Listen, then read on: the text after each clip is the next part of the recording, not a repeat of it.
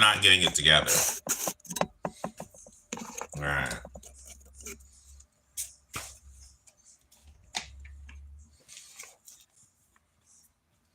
Wait for some motherfuckers to trickle in.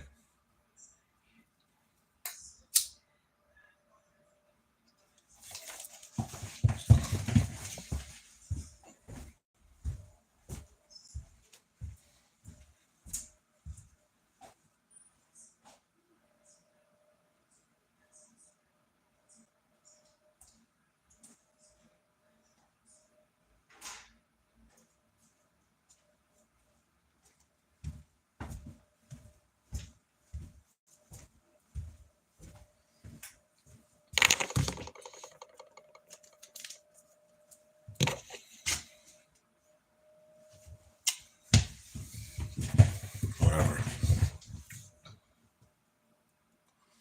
What up, homie? What up, Ab Bush? All right, man, we're here to read, son. Part 1. Being, design, and creation. If you're wondering what the book is, it's 30 arguments against the existence of God, heaven and hell, Satan, and a divine design. Part 1. Ontology is the study of existence, being, becoming, and reality. As such, it is pertinent to discussions concerning God's existence. When we look at God's existence, of course, we need to consider its characteristics. God's characteristics are necessary for the theologian because God is, for them, a necessary being, which means, according to the theologian, that if you are to imagine any possible world, God would exist in each and every one. I won't get into details of this and whether possible worlds even holds as a philosophical concept or method of analyzing reality. But it is interesting that believers may be faced with issues about how God might not be able to change his characteristics. These omnis are set in abstract stone, such that God is immutable. We'll return to this idea in due course. Or we could say, if God is necessary, then God's characteristics are necessary. One of the potential corollaries of this is that the world, this world, or indeed any world, might well be equally necessary. If God is necessary and its characteristics are necessary, and God exists outside of time and yet causally prior to creation, then any creation is a necessary extension of God's existence. Ergo, any world created whilst God is in that timeless state is an ontologically necessary as God. Which is to say that you or I, that chair over there and that virus over here, are all as equally necessary as God, being instantiations, outpourings at the point of creation. Whoops, instantiation. What the fuck? Instantaneous, being instantaneous outpourings at the point of creation. In a sense, there is no time, no instant where God exists without the created entities that it supposedly brought into being.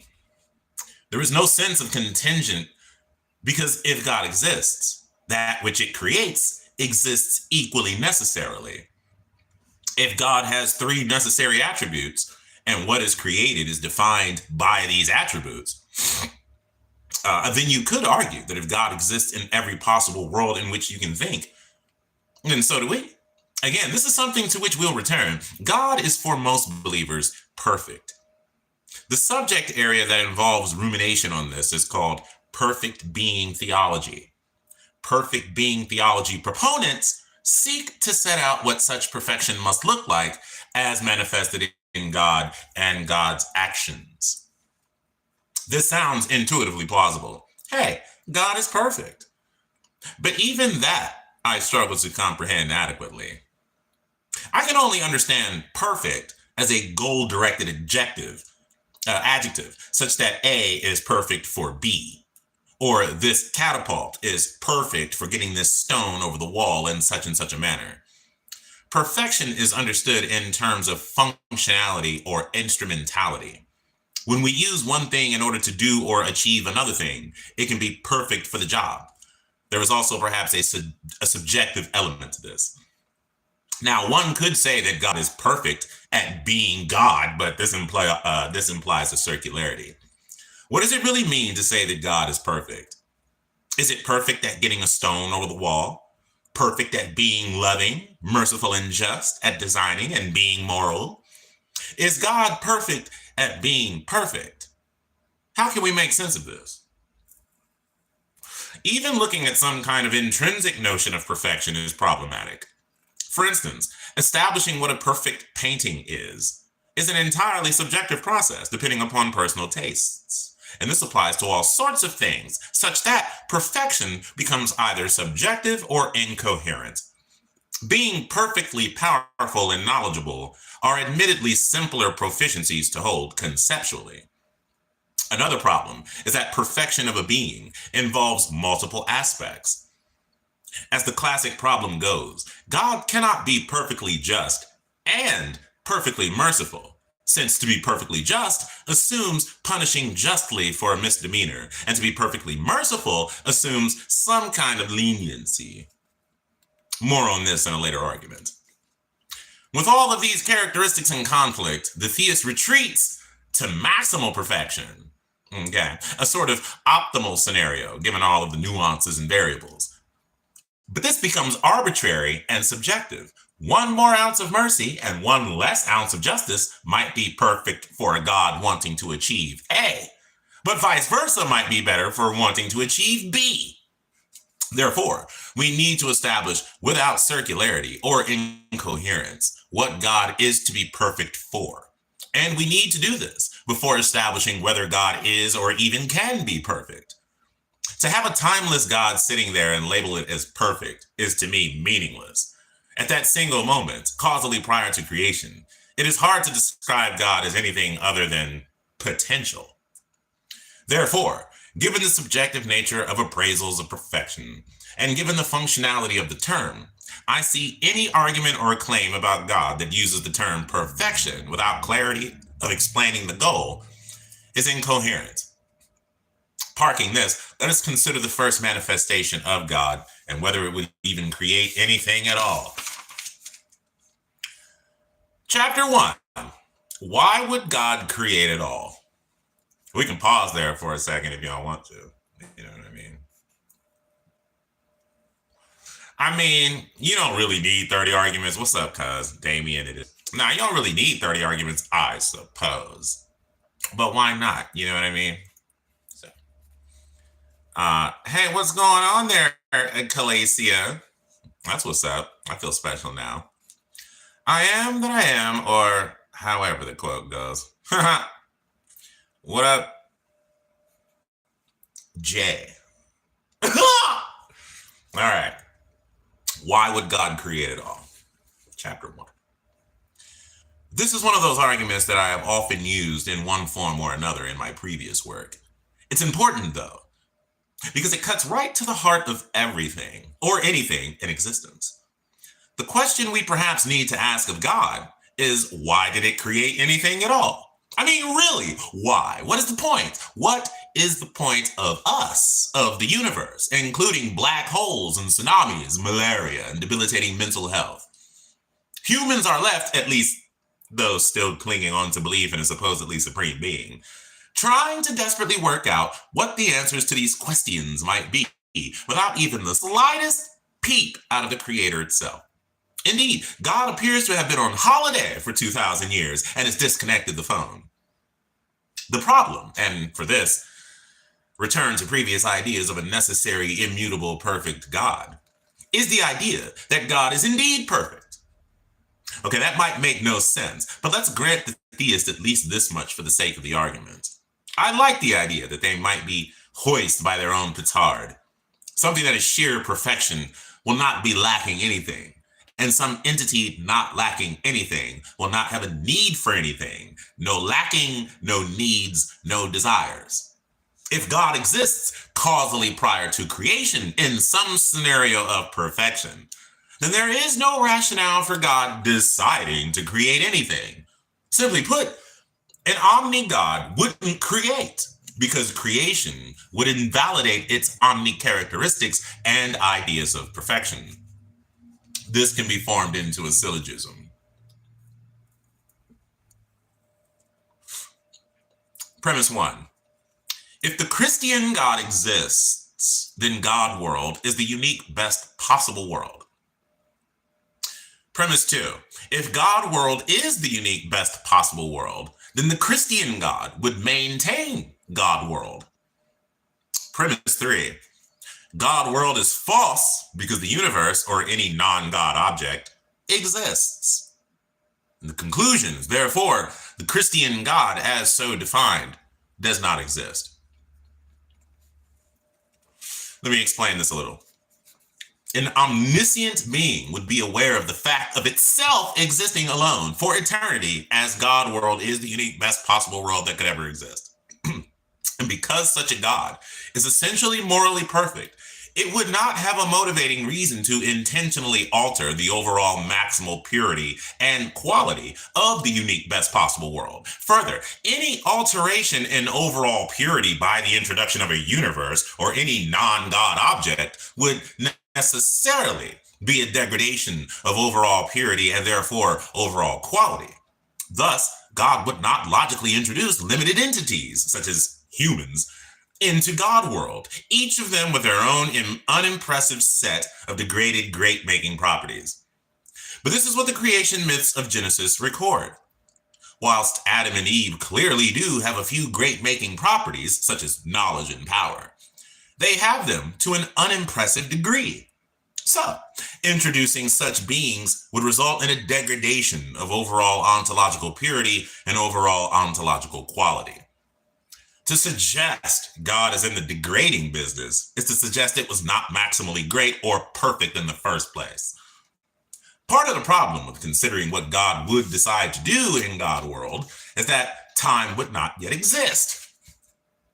Okay? Without the creation of space-time, which is a function or a characteristic of a physical universe, you would not get time and all the things that depend upon time. I don't see how ideas like deciding and change can happen without time. Anytime a theist is talking about God existing causally prior to the universe and deciding to do something, one presumes that God deliberated over the decision and the variables, calculated the outcomes, and then reasoned on the back of them and created God world. But you see, deliberating, calculating, and evaluating options are things involved in decision-making and require time. They also imply a lack of knowledge. An entity that merely does what its nature programs it to do is nothing more than a computer. We don't say a computer really decides things in the same way we understand humans do. So, the simple conclusion here is that there is no way that Omni-God would decide to create anything at all, and yet here we are. Chapter 2, God is a poor designer. I'll pause for a second so I can say hello to everyone else who joined. What's going on, Louise? What's going on, ZQ? That's what it looks like. Oh, hi, you stream now. Yeah, I mean, I'm not exactly streaming. I'm just live at the moment. Okay. Hello, Dade. What's going on, Deutschland? What's going on? What is it, maroon or moron? I don't. It's probably maroon. Sorry about that. Aisha, what's going on? What's going on? What is it? Sayon Morgoth? What up, dog? How often are you live? I wish I had a schedule. It's sort of just whenever I feel like it. Yeah. sort of hit or miss. You know what I mean? It's sporadic.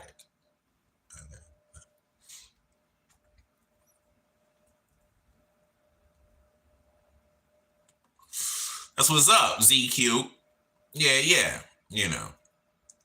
So, chapter 2, God is a poor designer. This is the second argument. Let me start with some general philosophy before moving on to talk about particular instances of biological design. Let's put this design fault into a biblical context with the understanding that this is aimed at the Abrahamic faiths. Now, according to Genesis, God created Adam and Eve in a supposedly perfect scenario. They have been chosen to represent humanity in a big test. Now, not eating a fruit from the tree of knowledge was that test. And this presents a conundrum from the start. before eating from a fruit that gives them the knowledge of what is right and wrong. They have to know that it is wrong to disobey God and eat some forbidden fruit. They are punished for making the wrong choice before knowing what is wrong. Okay. So, this is actually a fundamental flaw in the lucidity of the story. But of course, this story was never an actual and real event that took place in history. It's obviously a myth. And myths don't need to make that much sense in the minutiae of their details. So, let's allow that issue to slip and carry on with the story. So Adam and Eve represent humanity in this test. God knows in advance of this, the result of the test. But it picks Adam and Eve to do it anyway. And it knows they're going to fail. God knows it has a glaring design flaw on his hands and yet still sets the test up. Further, if Adam and Eve are representative of humanity, then any human taking that test would have failed. And we are all inherently faulty. Okay. So you, me, anyone and everyone we know, we would have all done the same fucking thing as Adam and Eve. This shows perfect design and creation down the proverbial drain. Yeah. If, however, Adam and Eve are not representative of humanity, then God has chosen non-representative people to take a test and fail.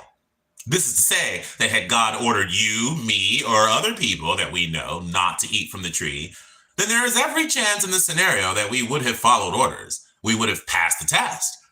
On account of this failure of a non-representative Adam and Eve, all other people, given the fall and original sin, as commonly understood, are punished. It's bad enough to know we're being punished for the choice of Adam and Eve because we are all equally as shoddy as they are. But it's possibly worse to think that we're being punished for the wrongdoing of this test when we would have passed the test ourselves. Quite a two-horned dilemma. God is either a poor designer or a moral monster, or both. The aforementioned Dan Barker also recognizes the issue. See, the Christian God cannot be both omniscient and omnibenevolent. If God were omniscient, then he knew when he created Adam that Adam would sin. He knew human beings would suffer, regardless of whether the existence of evil can be theologically explicated. An all-knowing creator deliberately placed humans in its path. This is at least criminal negligence, if not malice. Okay. Those who invoke free will forget that we all act according to a human nature that was supposedly created by God himself. Okay. You can argue all around the bushes on this point, but you can't get away from the fact that Adam did not create his own nature.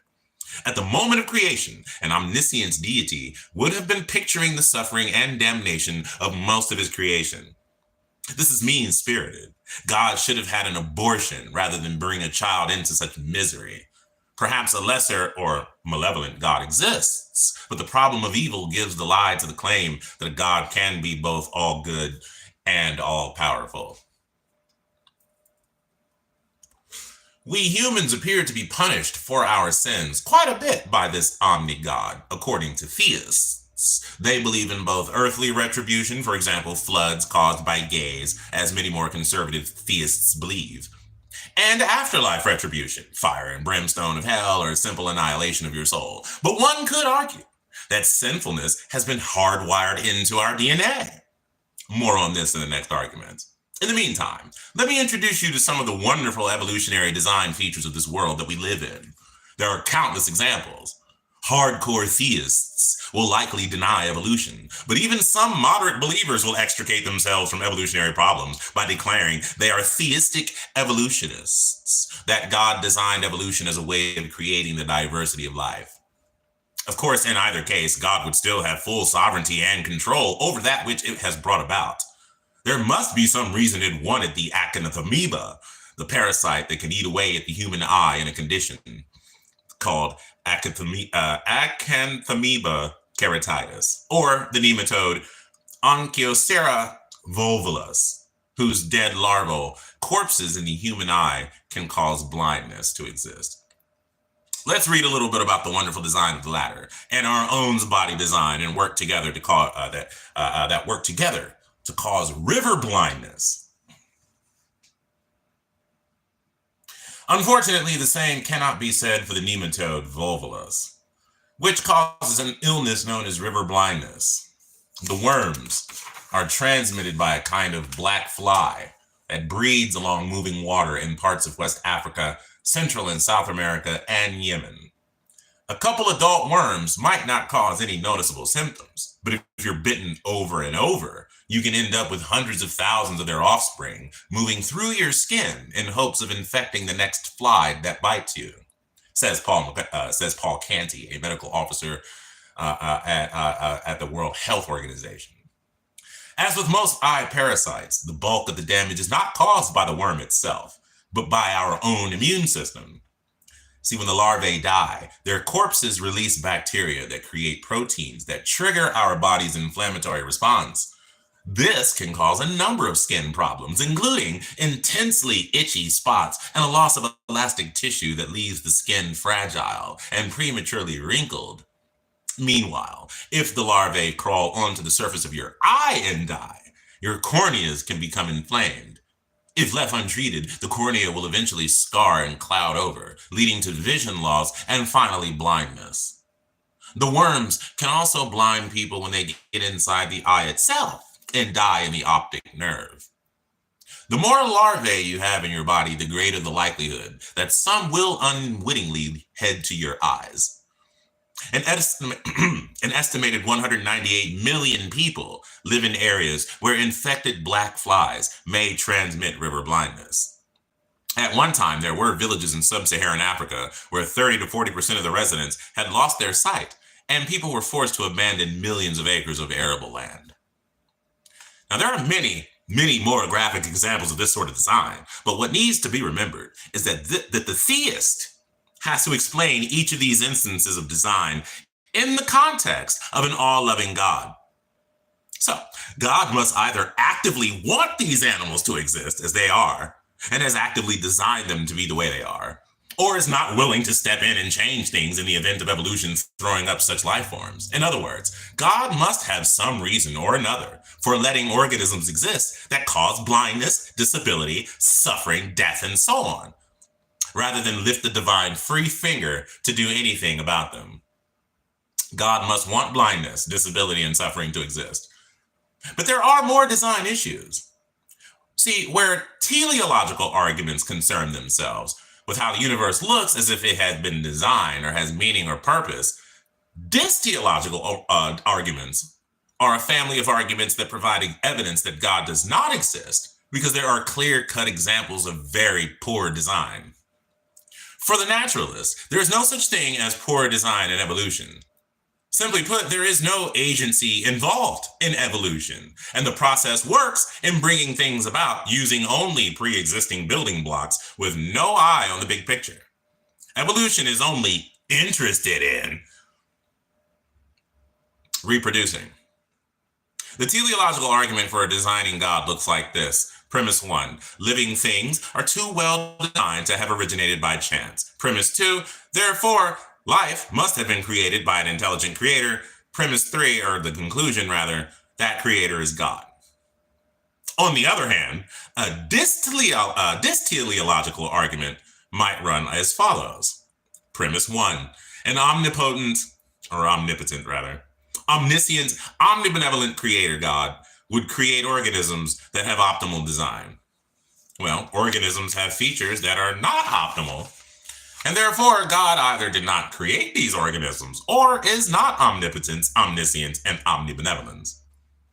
In the human body alone, bad design is rampant. Okay, let me list some examples of poor design that simply wouldn't or shouldn't be the case in the event of omni-God designing us. Number 1, women have narrow birth canals leading to painful births and maternal deaths.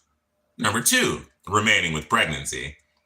Ectopic pregnancies, where a fertilized egg can implant into the fallopian tube, cervix, or ovary rather than the uterus, can cause huge problems as well. Number 3, our digestive/alimentary canals share the same pathway as our breathing system. It would be better, as with other mammals like whales, if they were separate. Choking to death appears to be a design criterion for God. Thanks for that. Number 4, hernias, which used to cause internal blockage, gangrene, and death, result from weaknesses in the abdominal wall caused by the development of the male testes. Number 5, wisdom teeth, poor quality, painful teeth. Number 6, the appendix. These serve no present purpose and often get infected. Number 7, some muscles and nerves left over from an evolutionary history are barely or ever used. Other muscles have no use, such as ear-moving muscles. Okay. Number 9, I think. I don't know where I'm at. The back is poorly designed with a host of problems, made worse because the spinal cord is unable to heal. Number 10, the gene for synthesizing our own vitamin C is defective, which can cause scurvy and death. And the last one, finally, human and many animal eyes are poorly designed with an inverted retina that has caused many adaptations resulting in blind spots. You get the picture. And this is equally the case across all life forms. Evolution does not just,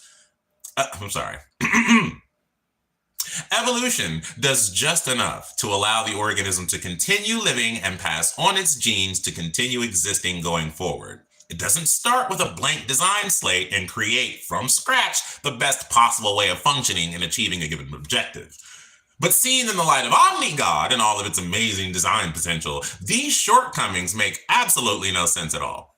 Let me just emphasize that the issues are fully explained given evolution under natural selection, life absent of supernatural forces like a god.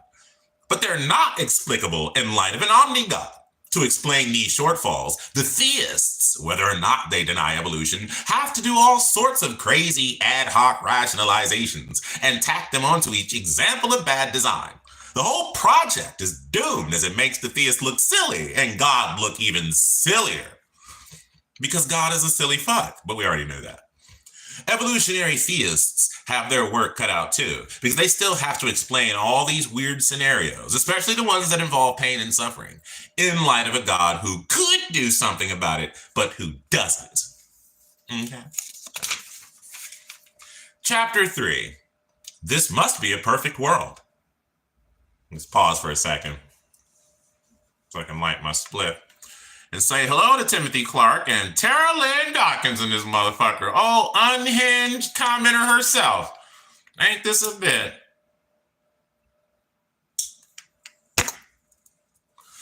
Tara Lynn, you like my mascot. You know what I'm saying? You like the channel mascot, son. You know what I mean? Because you're just all over the place. Like my music. It's just all over the place. Okay? There is no coherency really in my musical selections day to day, like your comments. They just together. You know what I mean? Like if you ever hear my music playlist, 1 minute we'll be listening to fucking Armin van Buuren. You know what I mean? And then right after that we'll be listening to Taylor Swift. And then right after that, fucking Slayer. You know what I mean? And then right after that, fucking Young Dolph. Who fucking knows? It's all over the place. There is no consistency in the vibe. You know what I mean? Kind of like your comments. There's just no consistency in the thought. You know what I mean? It's just like word, not really a word, not a word at all, word. And then all of it together doesn't even form a thought. I don't know how you do it. It's truly a gift or indicative of something else going on mentally. But who am I to judge? I'm a weird son of a bitch. So that aside, what's going on? Have a great, wonderful weekend ahead. Thanks, VL. Boogietron and the bids. Boogietron, no, me and him homies. We go way back, and by that I mean like a couple of months. Nah, it might be more like a year at this point. Shit. I first got put on the boogie. Because every time I read his comments, they were never serious. And I just thought that was hilarious. I'm like, he's never serious. Like every comment he says is like said ironically or some shit. You know what I mean? Which I thought I admire. Like that's pretty dope. That's why I fucks with Boogietron. You know what I mean? I fucks with Boogietron. I fucks with Calacia. I fucks with AR. I fucks with Bear Bear. Y'all know who y'all are. I ain't fucking naming all of y'all, man. Y'all know who y'all are. There's some girls too. I didn't really name them, but y'all know who y'all are. like Stella. You know what I'm saying? What up, Stella? Like fucking, I know there's more, man. They're just not coming to me right now. I'm not.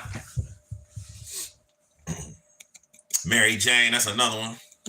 Anywho, this must be a perfect world. Okay, it must be. So,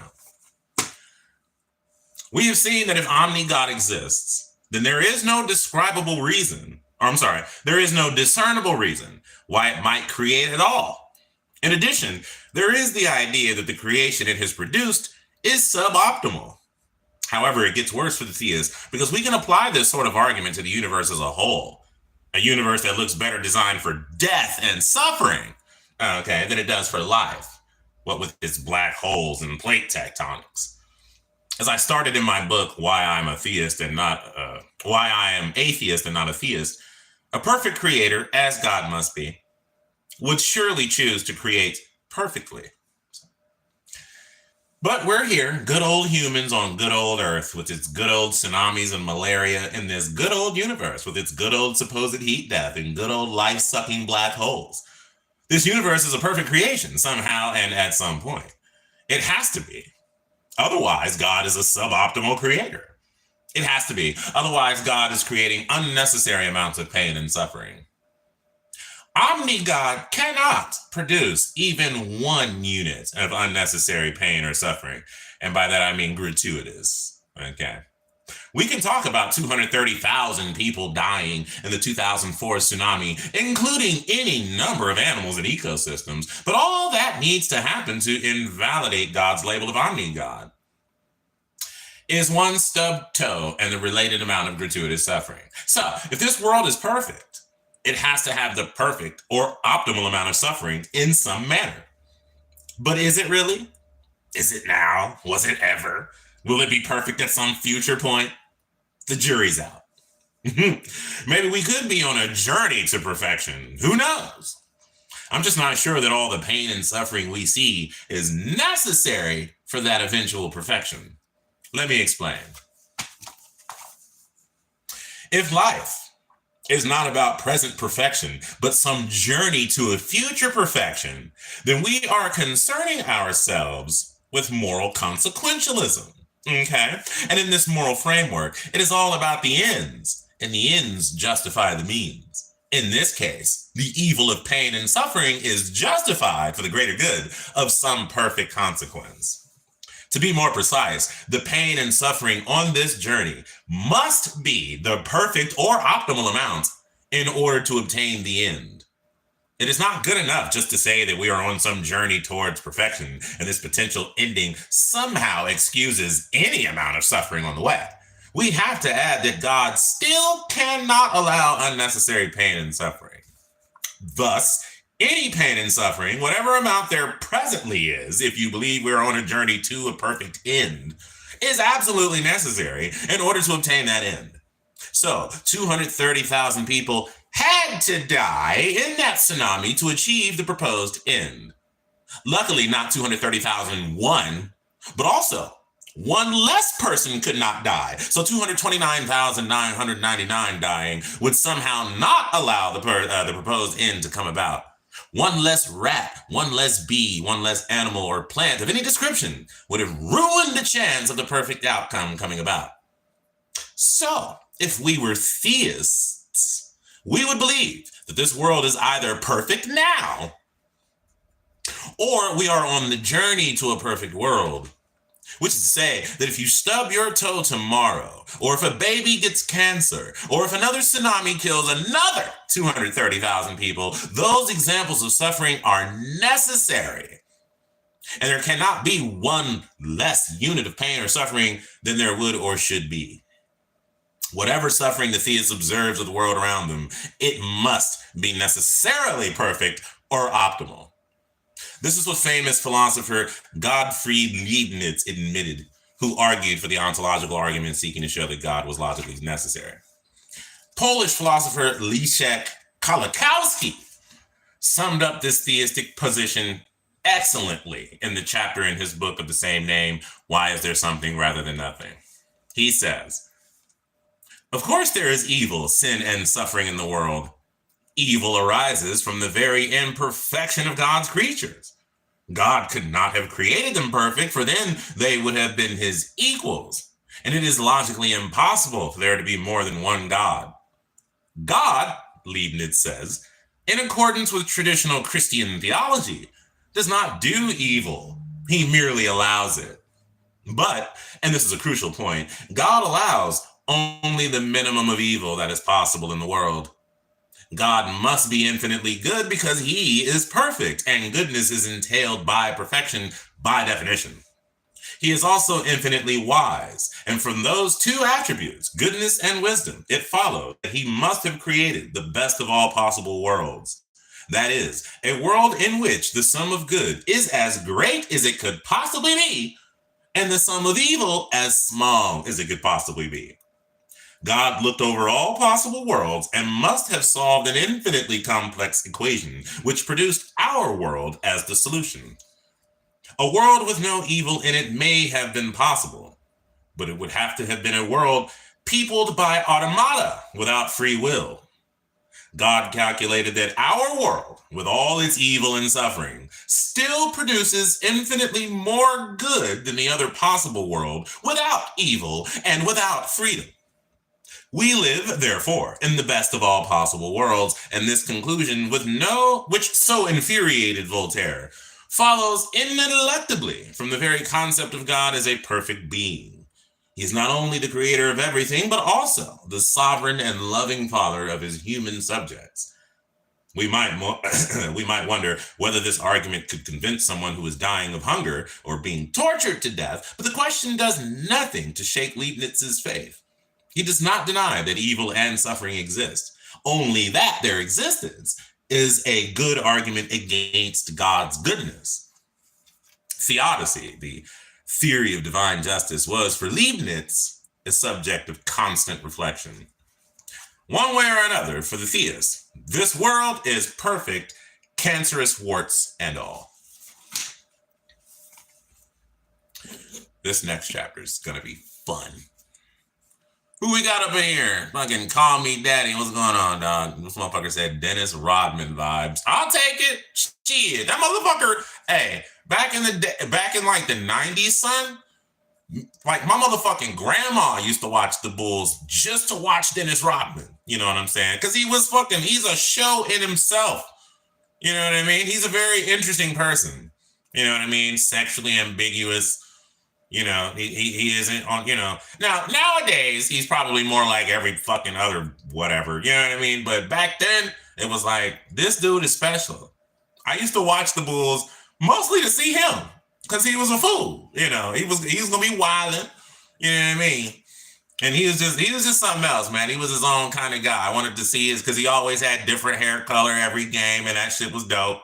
You know, it was an extra element of excitement. The man's a showman to some extent. So I'll take it, you know. If you're going to use these arguments, at least get it right. Shut up, Tyler. Shut your fucking cake hole, Tyler. Okay, you don't know what you're talking about.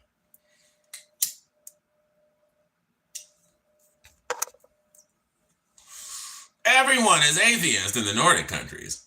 You spelled countries wrong. It's all good, though. Yeah, the old Rodman, yeah. What up, Bear and this bitch? All right, chapter 4. You can't read that, but it says God loves abortion. So let's get into it. If you were an avid reader of my other works, and honestly, why wouldn't you be? Then you will have come across this argument. It's one that I think has particular force because it works so well against the large number of religious anti-choice advocates, many of whom seek to change laws to inhibit women's rights to bodily autonomy, and many do the dirty groundwork of standing at picket lines and harassing people who make the difficult decision to get an abortion. I use the term anti-choice now to refer to people whom I used to call pro-life. I don't call them that anymore because they are not pro-life, but pro-birth. They don't care about the baby after it is born. They don't care about its life chances as a growing human and working for the success in life of all those babies they demand being born. Indeed, such activists are often against social welfare systems and networks of support. So to be pro something sounds very positive, and I don't think these people are particularly positive in anything about their behavior. Now, I don't want to derail this argument by having a very in-depth discussion about what life or personhood is, so I'll be throwing myself into the thick of the argument. If you want to look more at the foundational philosophy that might well underwrite ideas about when life or personhood begins, I have written extensively on this elsewhere, so knock yourself out. It sounds controversial and counterintuitive, but God loves abortion. Okay? Or it is at least necessary for fetuses to die for a greater good. You can already see how this continues in the same vein as the last argument. Well, that's certainly one of the conclusions that must come from the statistics for natural, spontaneous abortions or miscarriages. These are abortions that God has the power to stop and seemingly designed into the system in the first place in actualizing this biological world. Technically speaking, a spontaneous abortion is the non-induced embryonic or fetal death or passage of products of conception before 20 weeks gestation. If this happens after 20 weeks, this is often known as a stillbirth or fetal demise, and it happens a lot. Both types. The statistics for miscarriages are notoriously difficult to assess accurately. This is mainly due to the fact that many spontaneous miscarriages go unreported since they often simply go unnoticed by the mother. So why am I writing about this? Because statistically it means that anywhere up to 75% of all pregnancies, of all fertilized eggs, die. This is a staggering number of pregnancy losses. For example, it is estimated that 3 out of 4 eggs that are fertilized do not fuse their DNA correctly, and therefore either do not attempt to implant or fail at implantation. Of course, being exact on these numbers is rather academic and arguably impossible. Most estimates are almost certainly on the conservative side. Nevertheless, whether it be 50 million a year in the US or 20 million, or even a completely unrealistic 1 million is irrelevant, since all these numbers are ridiculously high when anti-choice advocates argue that each one is a human being. The reason for talking about this is twofold. First, for people who critique abortion on religious grounds, it makes somewhat of a mockery of their arguments. Second, and again, from a religious perspective, it does make God look a little callous, nay, brutal and unloving. So let's explore these issues. God is supposedly omnipotent, meaning all-powerful, and omnibenevolent, meaning all-loving. In that context, let's look at the standards that Christians adopt when approaching abortion, and then when they evaluate their perfect God. So, the religious anti-choicer will take the general approach that abortion is the murder of human beings. If this is the case, then the death at the hands of other humans of any kind, and every embryo from blastocysts onwards, is bad, aberrant murder, and so on. Given this appraisal of the ethics of abortions, let us then look at the God scenario from whence Christians obtain their morality. Let us assume that somewhere between 60% and 75% of human embryos are fertilized and subsequently die naturally. As mentioned, the numbers aren't so relevant, though the sheer volume does make you stop and think a little harder. But this raises these points. Number one, Omni-God has the ability to stop this from happening. 2, by allowing it passively, God is actually implicitly declaring that the deaths serve a greater good. 3, the manner in which these deaths serve a greater good is necessary for this greater good. In other words, there can be no other way with less suffering that this greater good can come about. Otherwise, God, as an all-loving being, would have chosen the alternative option. 4, the vast majority of these deaths go unknown to most everyone in the world. Thus, the deaths can have nothing to do with humanity and our journey, teaching or paying us back for something. This prompts the question as to exactly how they can serve such a greater good purpose. 5, since these deaths occur on such a scale and no decent reason is forthcoming, then perhaps fetal life isn't as sacrosanct as many like to claim.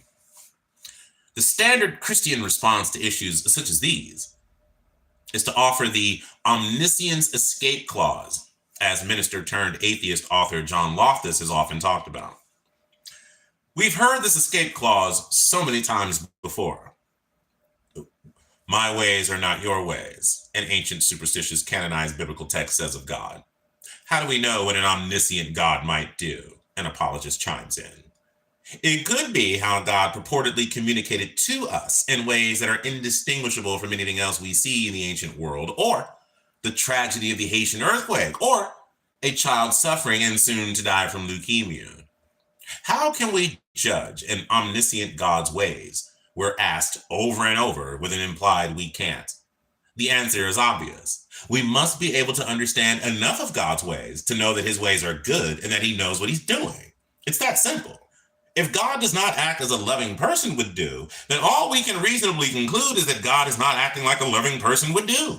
And if God does not respond in discernible, loving ways when tragic events take place, then it looks entirely as if tragic events happen randomly without his ever-watchful eye. So, this is also known as skeptical theism and posits that we cannot know the mind of God, or we would not understand the reasons as to why such evil must exist. This again raises the question as to what kind of reason could be beyond our comprehension, and what kind of reason could actually justify death on such a massive scale. Even if, by some appeal to our idiocy, we cannot understand because of cognitive deficiency why these deaths must occur, then it will be appropriate for God to at least let us know that these deaths aren't in vain, that they do provide a mechanism for achieving a greater good. Some kind of revelation one way or another would be decent. Such as, okay, humans, I know that you won't understand why I've designed the world so that these fetal human beings die, but at least let me be clear with you. There is a reason.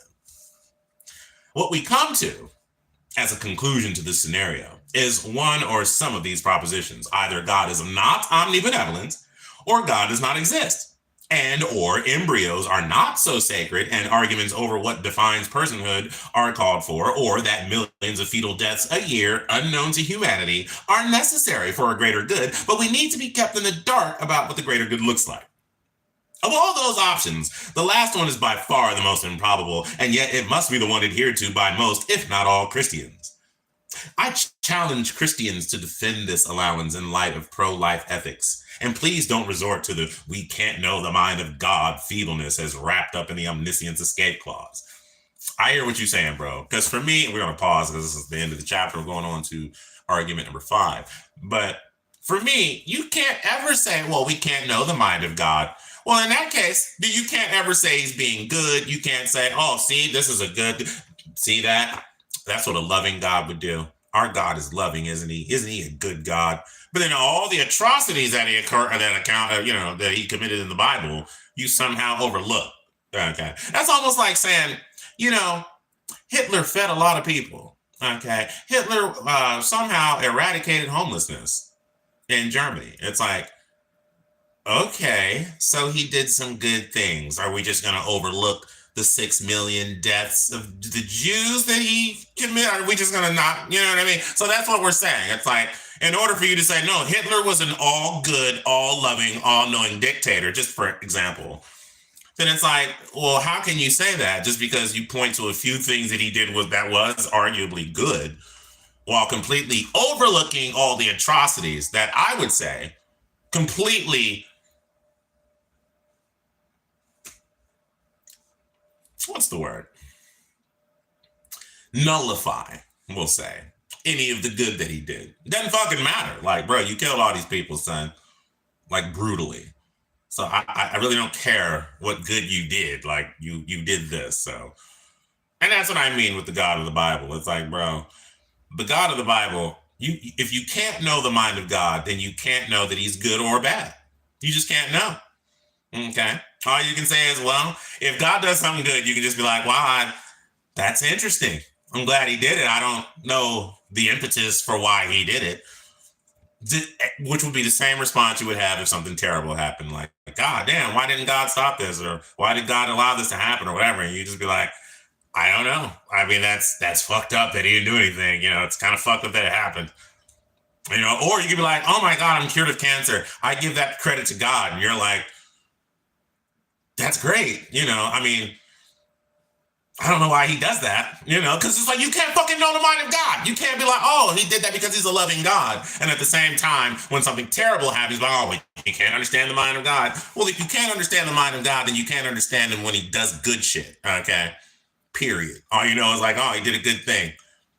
Oh, he did 25 bad things also. Oh, look at that other one good thing he did. I mean, that's all you can say. It's like he's doing things that we would say are good from our perspective and things that we would say are atrocities from our perspective. But we can't just pick any of these and be like, see, this is indicative of the love of our God. You can't say that because you just said you can't know the mind of God. So you either can know the mind of your God or you can't. So which is it? Anywho. The previous arguments have laid the groundwork for this one. We continue with the idea that God is not a good designer and that any fault with its design is the responsibility of the designer. After all, that is how we understand design in earthly reality. As a Christian sidebar, this also makes a mockery of Jesus' supposed atonement for our sins, his sacrifice and death as payment for the sins of humanity.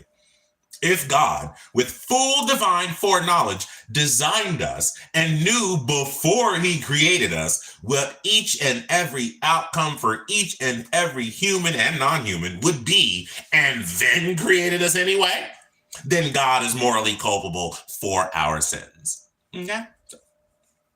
Let me analogize. Imagine you're an extremely good scientist in your lab.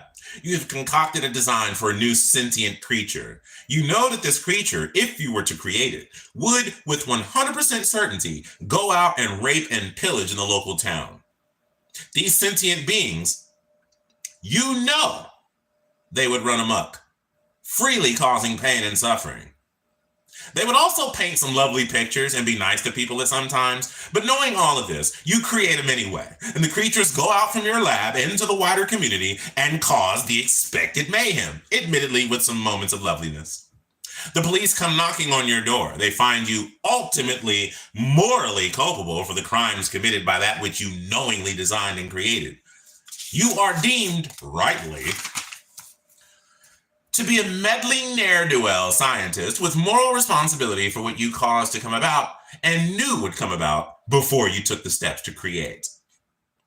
To continue with analogizing, if I were a CEO at a car company and I designed a car that I knew would be faulty and would cause death when it malfunctioned and decided to create the car anyway and release it to the market, I would be morally and legally culpable for doing so.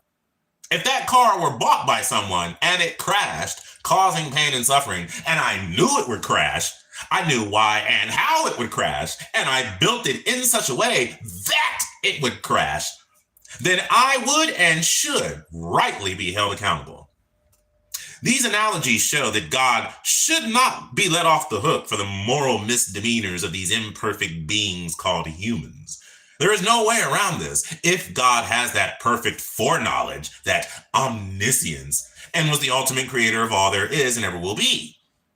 It has chosen to create imperfect beings that it has designed and whom it knows will cause untold havoc. And yet, it is apparently perfect and morally off the hook. Or an omni-creator is ultimately responsible for everything. Isn't that fun? That was the end of that chapter. That was only like a 2-page chapter. This book is very, very approachable. Like, you know what I mean? What's going on, AR and this bitch? What's up, B-Drop? Shit.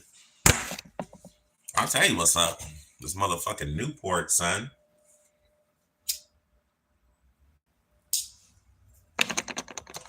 I'm reading because motherfuckers keep telling me, yo, you need to read. I like when you read. So that's what I'm doing. I was going to read the other book that I'm actually working on. Like this book. How many times have I read this book? This how many times I've read this book? 5 fucking times. I've read this book 5 times already. I'm just reading it for y'all. You know what I'm saying? The book I'm actually working on is this one called At Least Know This, Essential Science to Enhance Your Life by Guy P. Harrison. Oh, God. He's the one that wrote 50 Reasons People Give for Believing in a God. which is another book that I've read at least 4 times. So given that I like his authorship, I decided to give this book a shot since it's very comprehensive. I'll put it that way. There's a lot of shit in here. Like the chapter I'm on, which is what, chapter fucking 2 or some shit, 3. I think I'm on like chapter 3. So far, we've only been covering like evolution for the most part. So, interesting book, but I just think this hits. You know what I mean? Demanding payment for its own faulty design. This is argument number 6. Dade speaking real. That's what I do, B-Drop. What up, Big Worm the Plug? I like that name. Big Worm the Plug, it beats. B-Drop say he in Jacksonville, Florida. Or she, I don't fucking know. I just assume he, because the overwhelming majority of my subscribers are dudes. So. Motherfucker ain't even lit. What's going on, Sanity, with Jesse Wire, I'm not sure how you say it. Surge the Demiurge. That's right, ashes to ashes. I'm a dude. Okay, nice to know, B-Drop. Yo, what up, cuz? Oh, no problem, JF. You know. That's what I do, buddy. It's not what I do often, but it's what I do occasionally. I've been all right. What I consider doing book reviews, only if I read the books, of course. Show the book title, please. Yeah, sure. It's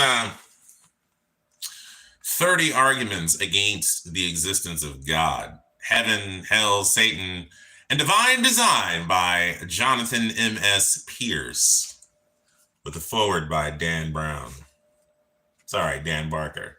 Ha!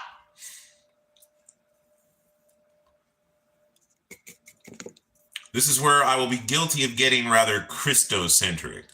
You can take the general idea of this argument to be a necessary extension of the last one. God shouldn't render third parties accountable for that which it has designed faulty and created with the full foreknowledge of what the creations would do. Furthermore, to demand third-party payment, i.e. the death of Jesus, for its own design shortcomings is morally incoherent. As discussed, God is morally culpable for our hardwired shortcomings. Some theologians and denominations of Christianity especially see this as human beings being depraved. This may have originated from the fall and the blight of original sin, or some other feature of humanity involved or designed. We are all broken according to Christian doctrine. Without being able to create ourselves, we are thrust into this world as blastocysts, fetuses, and then babies, only to be labeled broken and sinful. What a lovely positive vibe that gives. In Christianity, there is the bizarre situation of the atonement. This is where somehow Jesus' death is a payment for the sins of humanity, those sins that emanate from our broken natures. So let's rewind a little bit.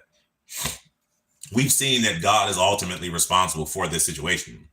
God designs and creates all of us knowing exactly what we will do and why. Okay. Given this decision to create us, despite knowing exactly what will come to pass, God still apparently wants some kind of payment? This is very odd. Remember the CEO/designer/manufacturer of the car company. Imagine selling a faulty car to someone that you know by designing it. Okay. Thus, will crash and kill other people after you have sold it. You sell it anyway, and then a few years later, you demand recompense for the fact that your design and creation, your car, crashed and killed someone due to its faults that you knowingly designed and manufactured. As the CEO, you feel aggrieved enough to warrant the books being balanced back in your favor? See, that's how incoherent the atonement is. So it's no wonder that after 2,000 years, theologians still can't agree on how it works. There's a good dozen theories of atonement, and they're pretty much mutually exclusive. The same theorizing can be applied to punishing people in hell, but we'll circle back to this later. Okay. Fun and money. This is what his lives are. That's true. Argument number 7. Why don't we photosynthesize? Okay. It turns out that mere existence is predicated upon a whole raft of pain and suffering. Many organisms require the pain and death of other organisms in order to simply exist. This happens literally on an industrial scale, from the Serengeti to modern intensive farming. I watched an online video once of a water buffalo being eaten alive by a pride of lions, just so I can understand this point in its full horror. It was terrible. But that's life, or death, as may be. And it has happened for a very long time. All that pain and suffering, every unit, has been built into the design of so many organisms. Nature is red in tooth and claw, just how God intended it to be. Humans feel pain. Luckily, we've become clever enough and good enough at using tools to not be part of the food chain, usually. Other animals aren't so lucky. And despite what some apologists might try to tell you, animals do feel pain, and they die. But it does not have to be that way. Omni-God could have made it any other way, surely with its omni skills. Carnivorousness can't be necessary, can it? Like we could, for example, all photosynthesize. All organisms could derive all their energy from the sun, thus not necessitating the death of other animals. We already know of certain organisms that can do this. The oriental hornet can harvest solar energy, and so can plants, of course. So it's not a stretch to suggest that God could have designed animals to all be able to photosynthesize. God could either create the physical constant to allow for this so that we could generate enough energy from the sun to do what we do, or simply allow for perpetual miracles to take place in every organism. Omni-God could do perpetual miracles. This is a really nifty tool for getting God out of these problematic corners. Yet what it really looks like is a physical and naturalistic world that has all of its problems and foibles, oddities and shortcomings. But the theist has to explain each and every one of them in light of an omni-God. The universe is jam-packed full of these problematic corners that theists have to argue themselves out of. Why do we need this much energy? And why can't we get it from the sun? Why do we and other animals have to get it from the death of still other animals? And while you're at it, black holes. What's that about? You can take this a step further. Maybe we don't actually need energy. God could have created organisms or a whole system that didn't revolve around our understanding of energy. This may sound bizarre to the naturalist, but we can throw out all of our frameworks and how we think universes have to work because God is omni-God. We, all living entities, wouldn't have to be scrabbling, fighting, and competing against and with each other to merely survive if we didn't require energy. God could have created otherwise, or it could simply play the perpetual miracle card. Further, God did not need to create a physical world at all. God could have just created heaven and populated heaven directly.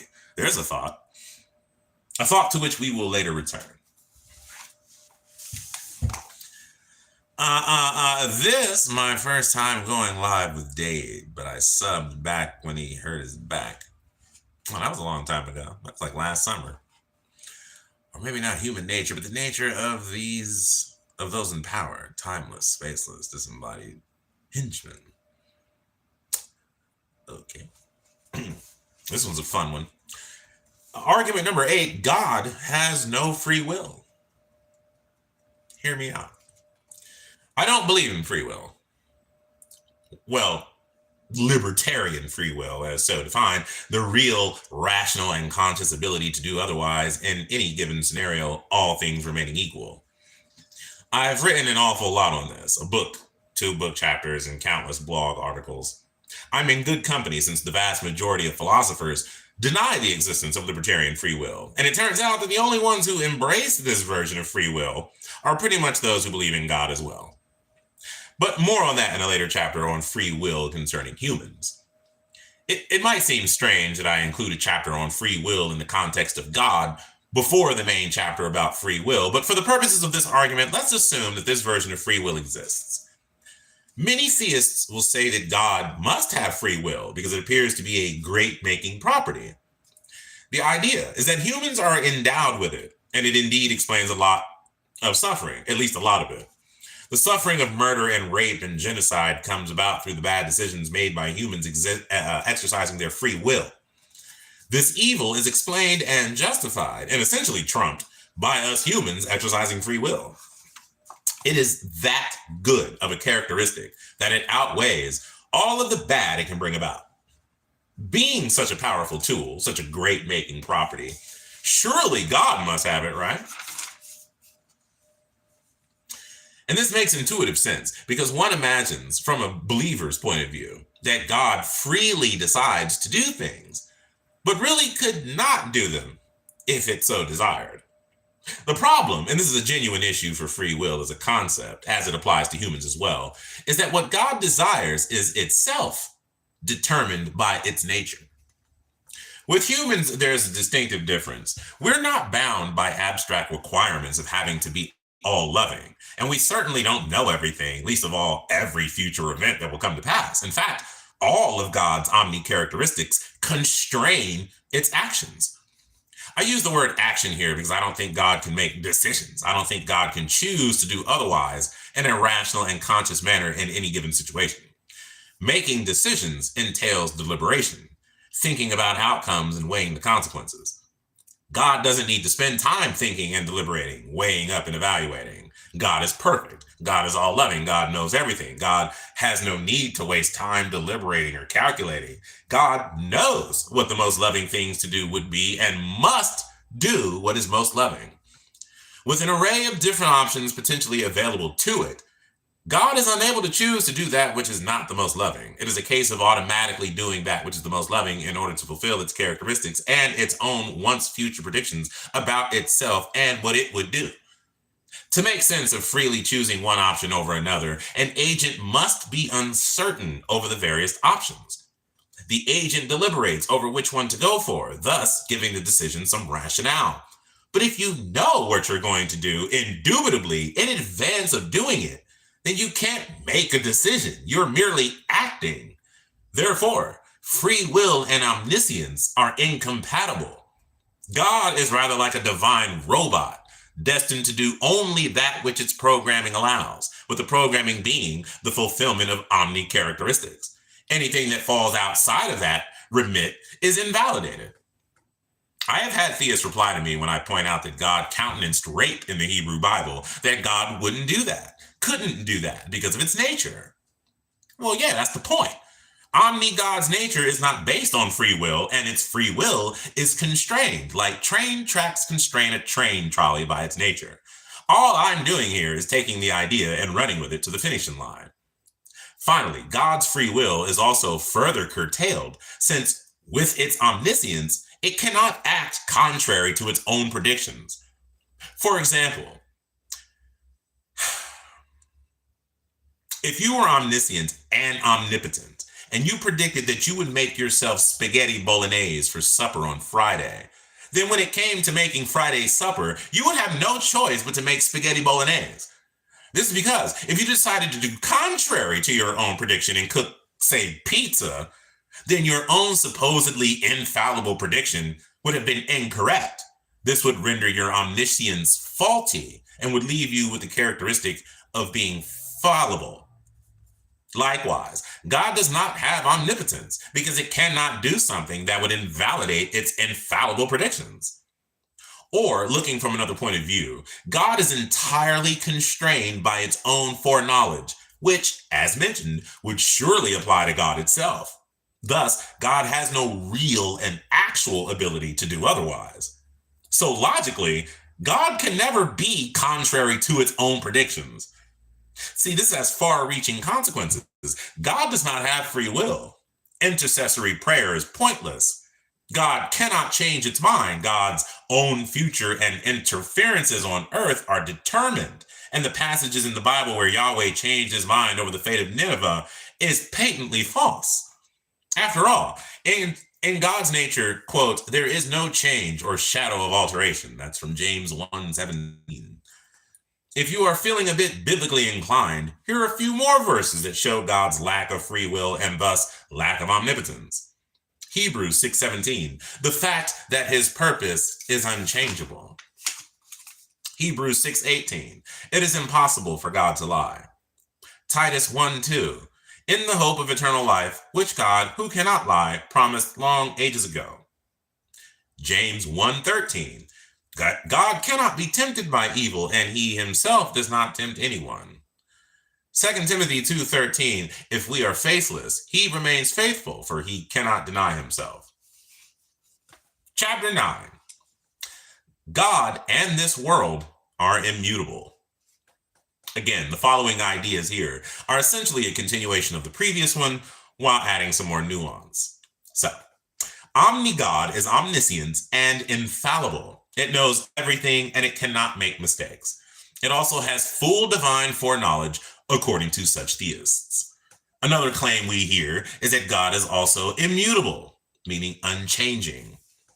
This would be consistent with the other attributes above, and I have no problem with this given all the other characteristics involved.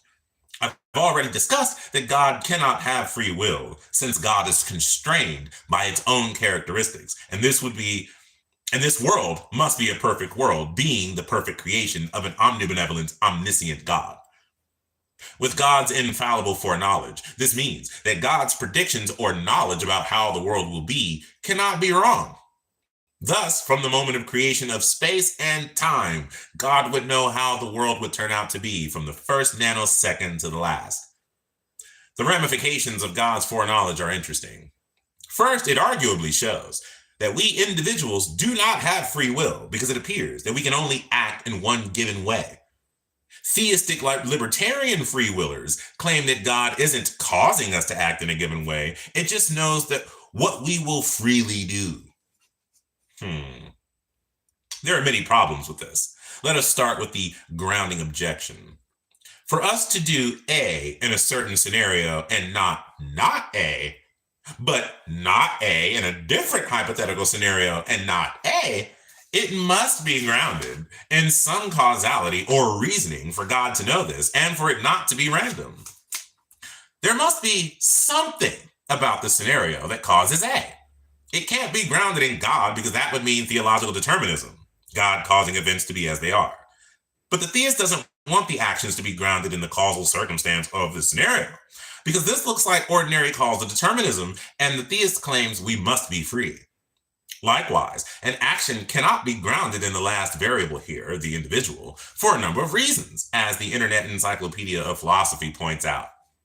However, they also cannot be grounded in the individuals to which they refer for at least 4 reasons. First, counterfactuals of creaturely freedom are true prior to the existence of the individual to which they refer.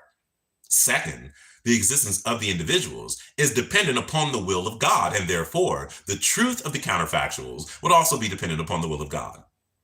Third, counterfactuals, properly speaking, refer to non-actual states of affairs, and therefore, the events to which they refer never happen. And fourth, psychological makeup cannot serve as grounding because this suggests that the actions performed are not free, and thus the propositions describing the decisions/actions cannot be deemed counterfactuals of freedom.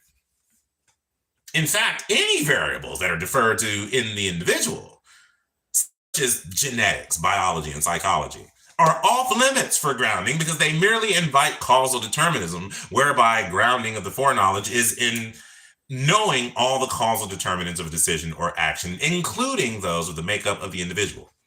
So, we have a bizarre situation of God knowing all creaturely decisions made in the universe from beginning to end, but the theists claiming the knowledge can't be grounded in the individual or the causal circumstance, and neither directly caused by God.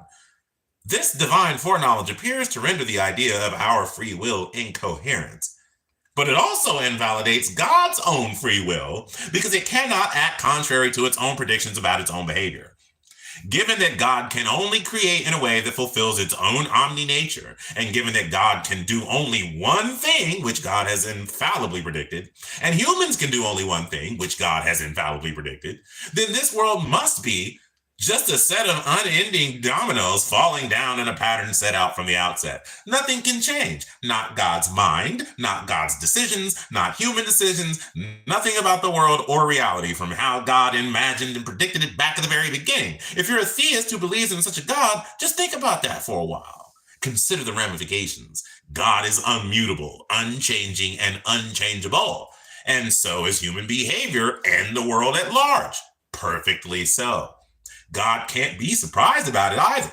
The universe is a clockwork machine playing out in the exact manner and to the exact outcomes that it designed and created. Either that or God doesn't exist or he's not an omni-God. So. Part 2. Why we believe or not. Christopher John Cornell like a stone lyric, you hear him. Yeah, you do.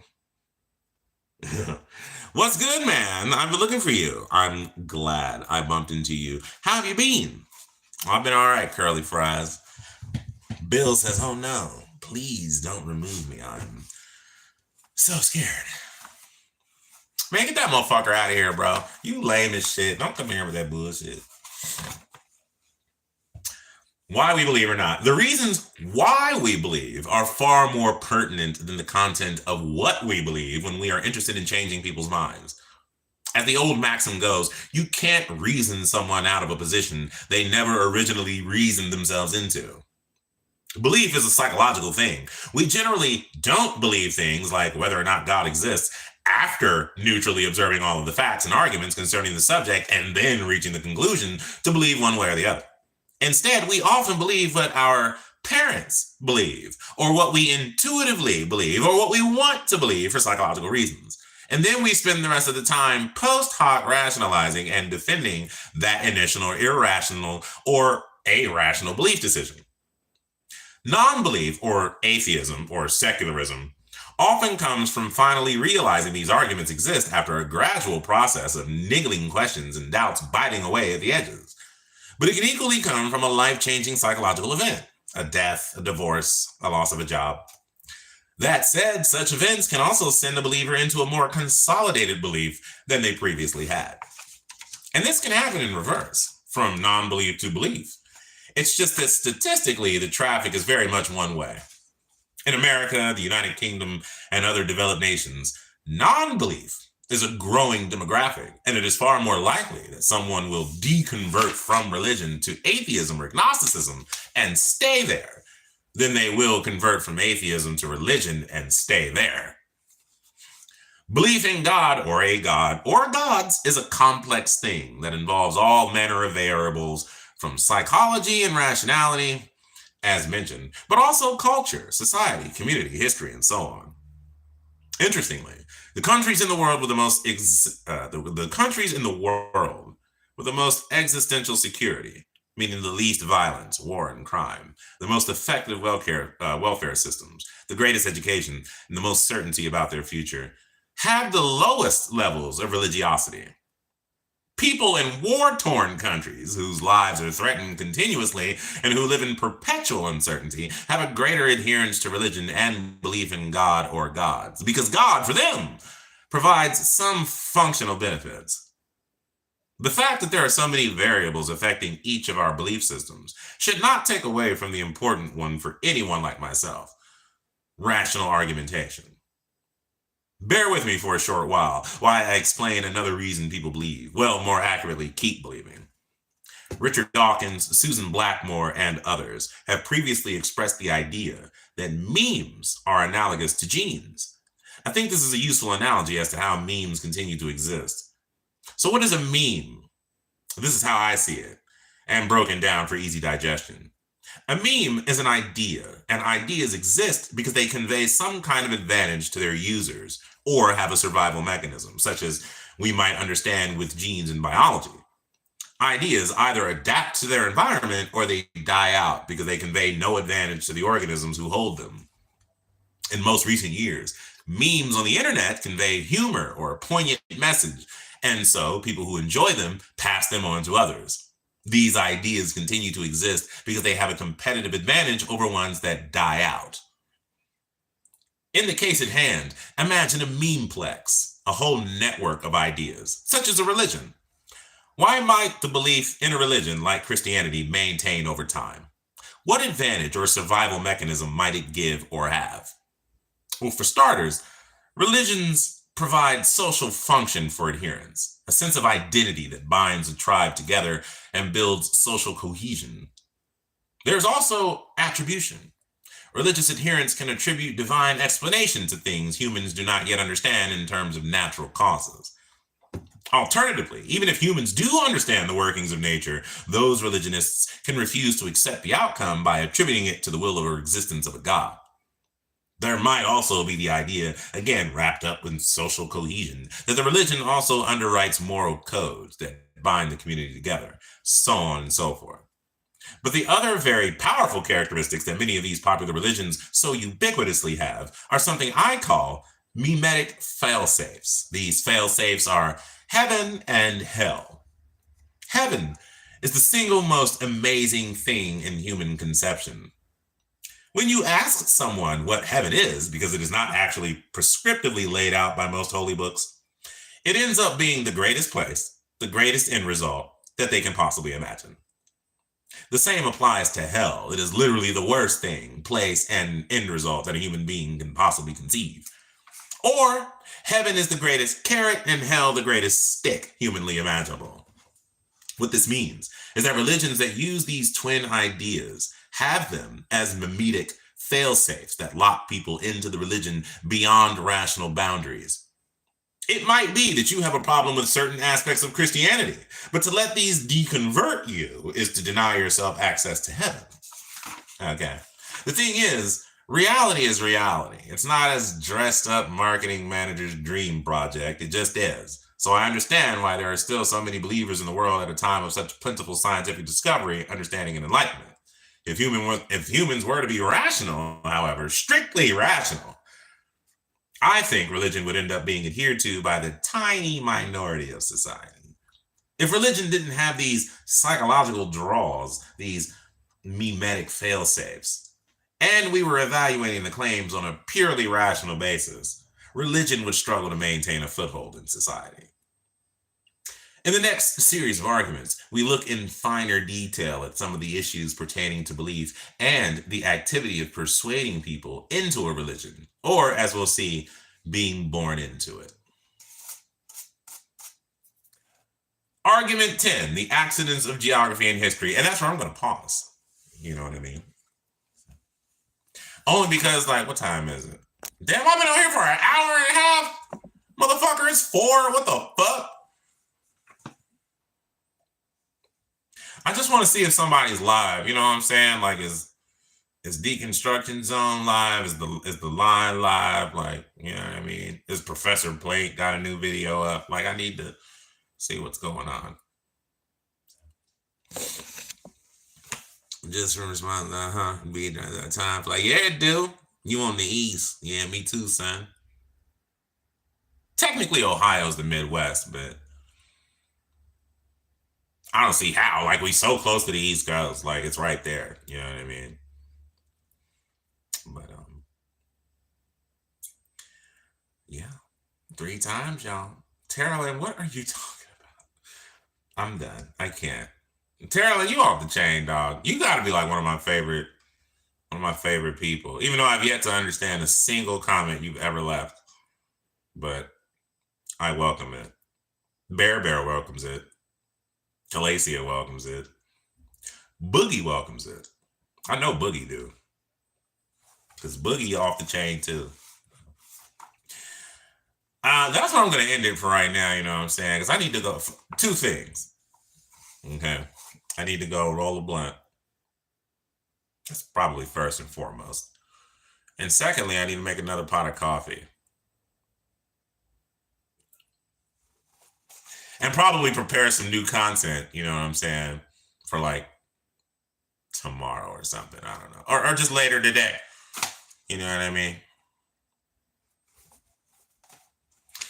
If no one's live. But if somebody's live, then,